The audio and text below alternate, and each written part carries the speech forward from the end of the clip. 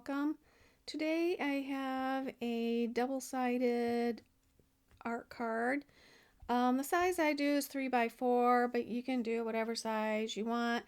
Although if you're going to use a playing card like I am, it's got to probably be 3 by 4 to have any kind of overlap. But you do whatever size you like. The the background I'm using, or the base, is just some cardstock. It doesn't have to be anything good because we're going to be covering both sides with papers or something, and so it doesn't matter. Um, so in this case, I did take a piece of Tim Holtz backdrop, and that I cut to the same size and just glued it on top. This piece kind of just looks like a ledger, um, and so that's going to be the background. Just to kind of subtle something in the background. I'm going to distress my edges ahead of time with the distress ink. I just don't know if I'm going to have something overlapping, so I just want to make sure that those edges get distressed.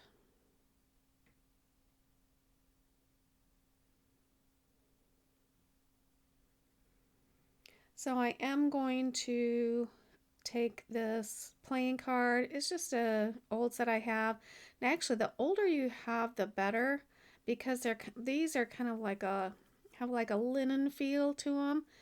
And I take a old all those square nail files and just kind of sand it down to get the gloss off. And then with an X-Acto knife and a self-healing mat, I just cut out the center of the card. So now it's like a playing card frame. And then I'm going to take some of Tim Holtz paper strips and I'm going to add it to the outside of the frame. I want to be able to see the numbers, so I'm just doing it where the numbers aren't.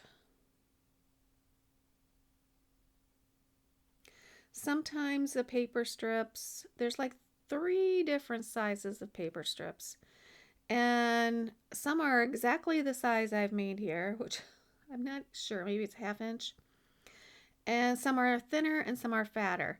And so you can sure use the ones that fit exactly. You can use the ones that are fatter because you can trim them.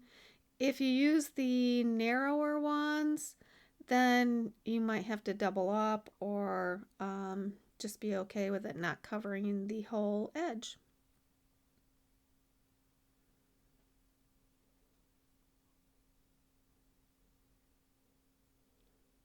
And where the edge meets the 8, I usually just kind of give it a clean rip so it's not a fresh cut. And I try to alternate which side is going to be all the way. Like on one side, my 8 only went to the top,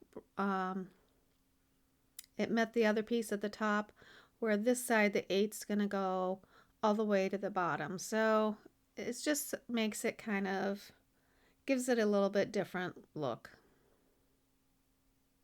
So this is an example of one of the pieces that is wider than my frame, which is totally fine. I am just going to, I keep the edge that's extended out on the outside so it's easy to trim. And now I just have this little piece on the bottom that I'm going to, that's left to cover. And again, I'm going to use a little fatter piece and I'll have to just trim it off. But that's easy.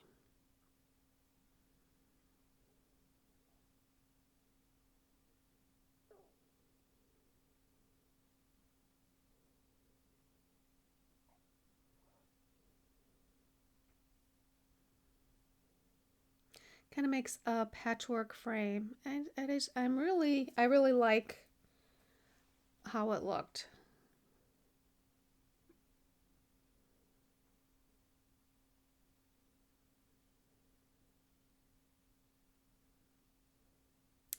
And there was just a little bit of white showing maybe from the card underneath that top edge. So I'm just taking my X-Acto knife and just trimming it back just a little bit.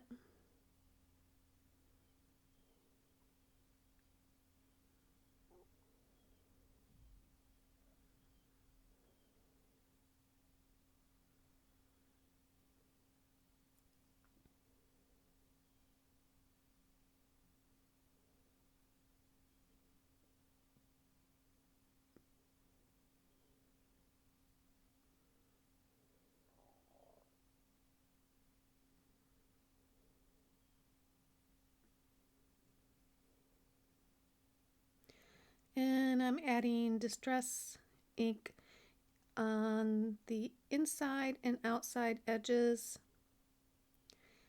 And since there's a little bit of curve on the cards, I'm just mimicking that with the two corners that actually have the papers on it. I'm going to add a flashcard, and here is my nail file.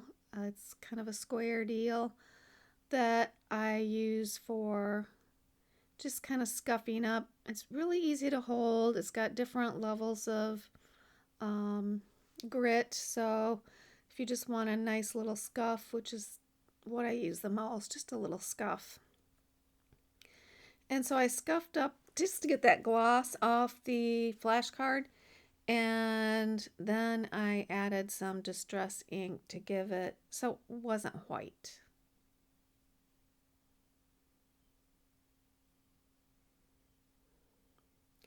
I want it to be under my frame.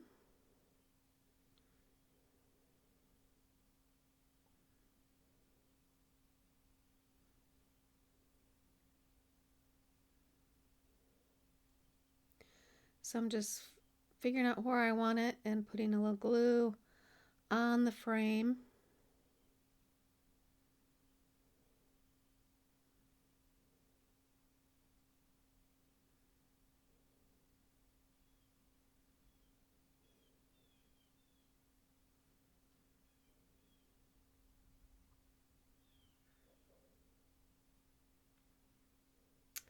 And then I'm going to glue down the whole piece.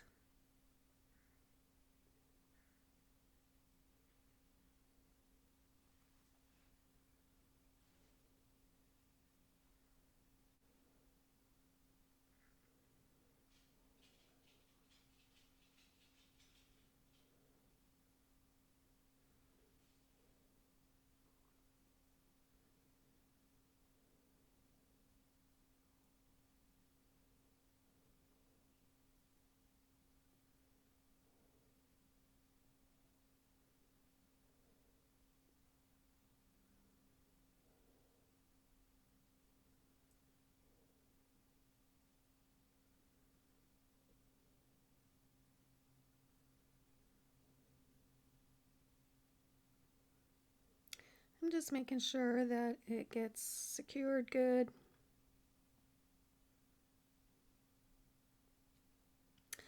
And you could leave it at that. It looks cute, it's nice, but I want to add just a few little embellishments. I have this little number that's from a digital download, and then a little number that's, I think that was from Tim Holtz Ephemera. I think it might have been a number list, and I cut it down smaller.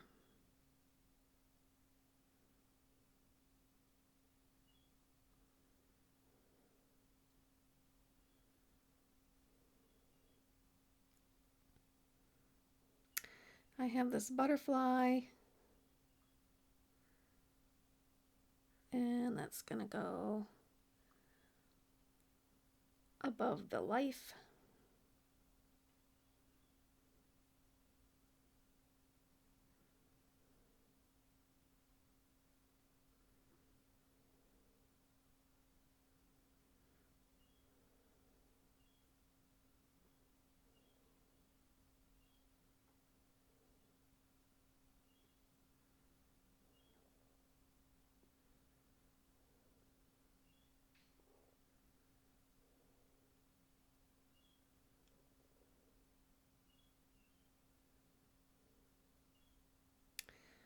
And I think the last thing I'm going to add is a sentiment down at the bottom, and it's from the Clippings sticker book, and it says sudden inspiration. Even though it's a sticker, I always glue these down just to make sure that they are permanent.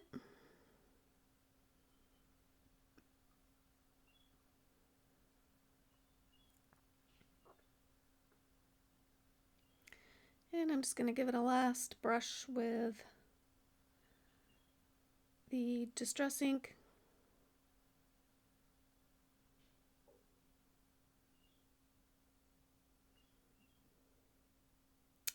And I'm going to start on the other side.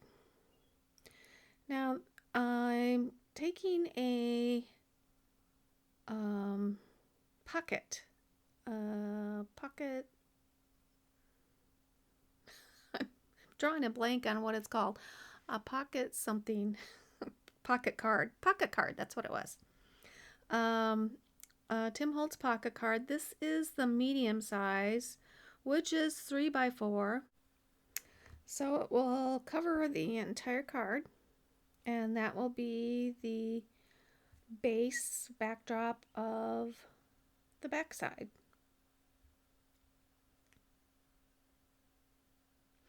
We'll be adding some embellishments and things to it. First of all, being some Distress ink around the edges.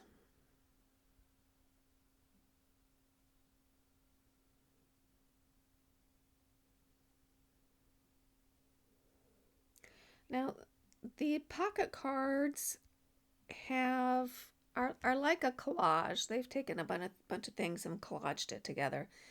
And often they added what would look like Tim Holtz tape, cellulotape, I think it's called, cellotape. And so I usually take my tape that I've made and just cover up that sellotape look, just to kind of make it look like it is really there. Well, because it is really there.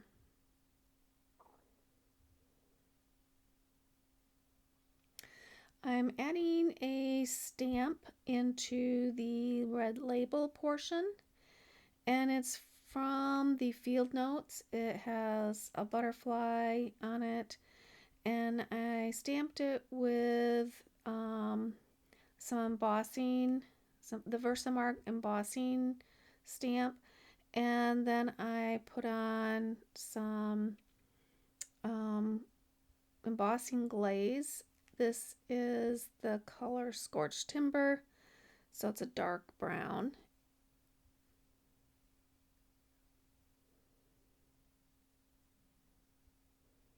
So if you ever don't want black, the Scorched Timber is a really good option because it's not quite black, it's just dark brown. So I embossed that.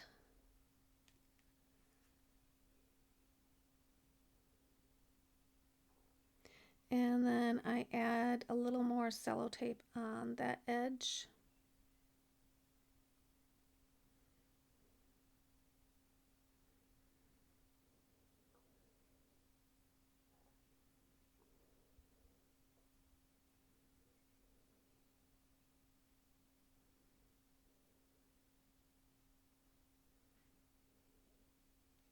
I'm going to add this butterfly that was from a sticker book I had, and um, it was awfully white, so I didn't want it to be super white on this. So I just added a little bit of distress ink to kind of cover it up. I'm adding some a leaf stem, and because I wanted everything to be kind of like green and neutrals, so I'm adding this leaf stem, and it was from a digital download, and then I fussy cut it out. But I don't want it to just sit there at the bottom and kind of float in air. So I usually will bury the stem into some sort of ephemera. And so I grabbed my collage strips, and I found one piece. Well, I had lots of choices, but the first one I liked was it was in the green family, green on kind of like a natural color, and so I'm going to use that. I'm going to cut it to size because it's too big. It will cover some of my red label. I don't want it to do that. So I'm cutting it to size, and I'm also going to stamp on it because there's a little open space there, and I thought that'd be perfect for a number stamp.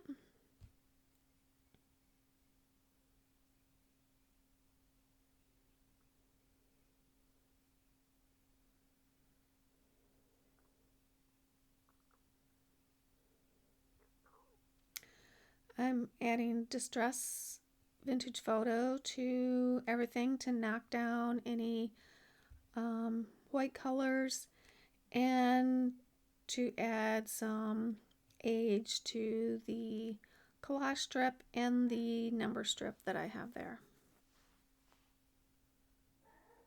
Often I'll give a fold to make it even look older, like it's been battered and bruised. And I think with this one, I take my scissors and rough up the edge. Probably once I cut it down to size. Sometimes they just look too clean, and it's like, oh, I need to do something to rough that up. So I have a heavy pair of Tim Holtz scissors, which I use for that purpose.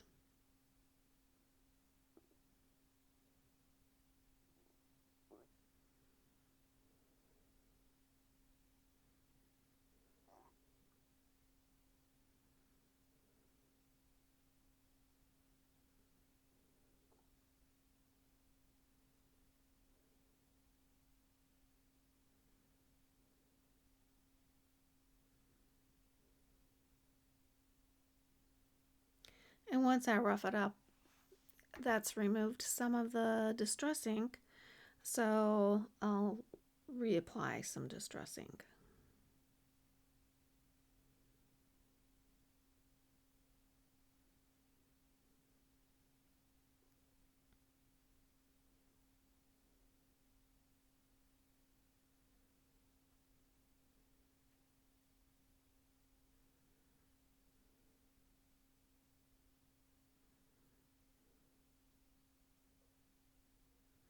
And I put my number list up top, and I'm going to have my butterfly just the leaf just encroaching onto that number list.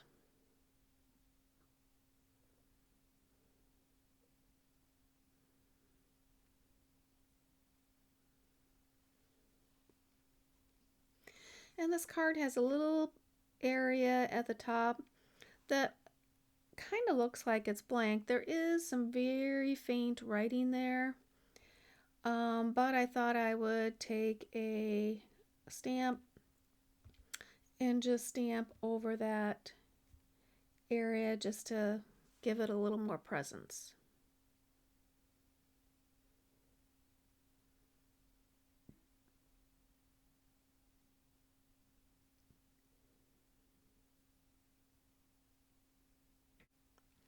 And that's it.